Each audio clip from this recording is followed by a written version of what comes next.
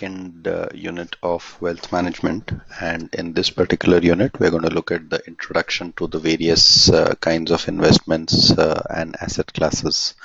We're going to look at what kind of instruments are available through which people could save their money and also invest their money. So we're going to primarily divide this into two parts. We're going to look at what are the various saving instruments available, and then we're going to look at what are the various investment instruments available, and we're going to look at what is the difference between let's say a savings instrument and an investment instrument.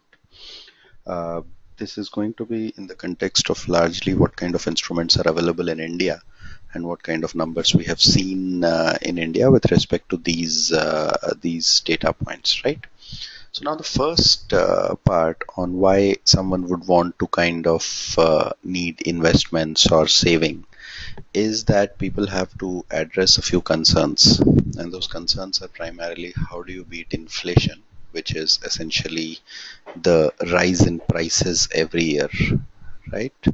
So unless your money grows every year, the price rise is going to eat away into the purchasing power of your money. And to beat inflation, you need your money to also grow at a certain rate. So for example, if you are buying something worth 100 today and next year you're going to pay 104 for that, you need your money also to grow at least 4% so that you have 104 and you can buy the stuff, correct? So this is the product you are trying to buy, and this is the money that you have, and so the growth rate in money has to be at least equivalent to the inflation rate, surely, right?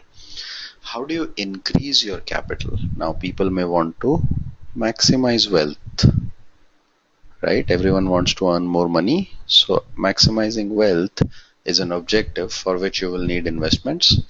How do you manage a variety of your goals? Goals could be further education, goals could be education for kids, goals could be vacation, goals could be retirement planning. So there are a variety of goals which would be available. How do you ensure that you have enough money for all these goals, right?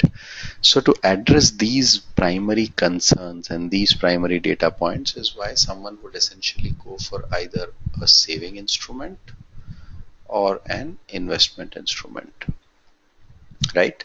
Now we're going to broadly look at what is going to be the difference between the instruments which are used for savings for anyone and the instruments which are used primarily as investments for someone, right? Now what's the difference between saving and investing? So primarily saving is for contingency. Essentially you're trying to mitigate risk. You're trying to save for a time when you might suddenly need that money. So for these contingencies is why you're going to save. Your primary objective is capital preservation, protection of the capital. You do not want to lose capital, right? That's the primary objective. If I have money in my bank account, I think it is safe because it's secure in the bank account. I don't have to carry it physically everywhere, and that's why saving is primarily going to look at what is called as capital preservation. And by consequence, because I'm looking at capital preservation, the risk is usually lesser, right?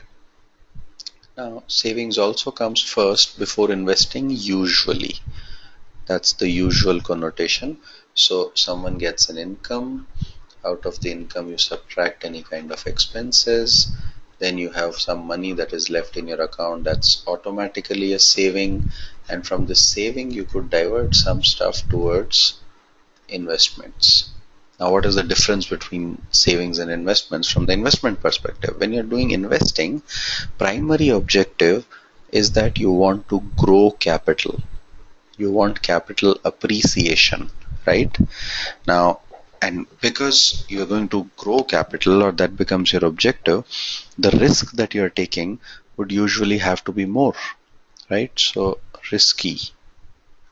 Investing is typically riskier than your savings instruments that are available, right? And that's the primary difference. For contingency, for sudden emergency requirements, so for emergency requirements you want savings.